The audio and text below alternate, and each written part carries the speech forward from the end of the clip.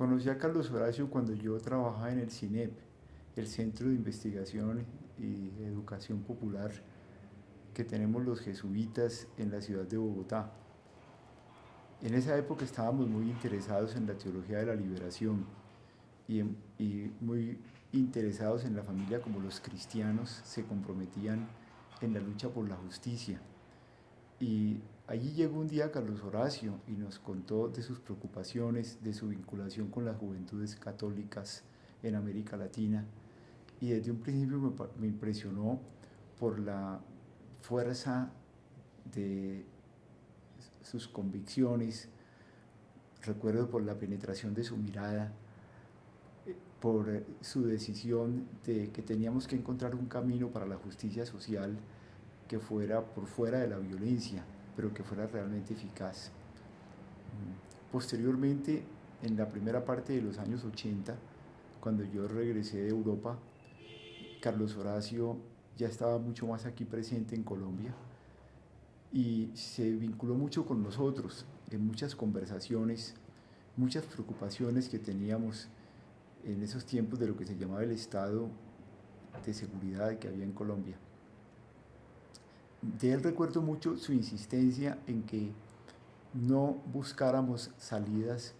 que tuvieran vinculaciones violentas. Siempre fue un hombre convencido del Estado de Derecho. Carlos Horacio, al tiempo que era un curioso investigador en la historia y al tiempo que era un hombre de terreno que se metía en los barrios populares y que le dolía mucho el dolor del pueblo, era un hombre de leyes y estaba convencido que las soluciones tenían que ser pacíficas, tenían que ser en justicia, tenían que buscando el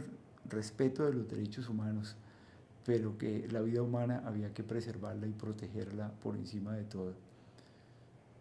Fue en ese contexto en que a Carlos Horacio le cogió ese episodio impresionante de la toma del Palacio de Justicia, él trabajando como abogado para defender los derechos humanos de la gente y de pronto sorprendido dentro de un remolino que él nunca se imaginó, en que pues la guerrilla tomó el palacio, el ejército lo tomó a su vez y finalmente él fue una de las víctimas más notables del Palacio de Justicia. Me impresionó mucho verlo unido a Ana María y la forma como ellos se complementaron y se enriquecieron mutuamente, la forma como gracias a eso tuvieron una visión continental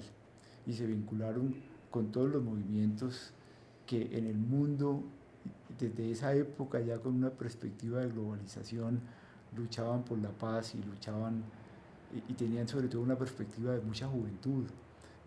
de todo esto que hoy en día hablamos, ¿verdad? De equidad de género. Por eso no me extraña que toda su familia hubiera sido de hijas, de mujeres, cada una de una fortaleza impresionante. Yo creo, evidentemente, que lo que ocurrió en el Palacio de Justicia y la necesidad de que este proceso no quede impune y al mismo tiempo la puesta en evidencia de la locura de la guerra y que la guerra en Colombia es una guerra muy injusta, es injusta con las familias, digo yo, la guerra de la guerrilla y la guerra del Estado, es una injusticia contra el pueblo colombiano y por eso la necesidad de establecer parámetros de justicia, en primer lugar que tengan en cuenta que estamos en conflicto, pero que no dejen las cosas en impunidad. Y creo que él sigue siendo para todos nosotros un punto de referencia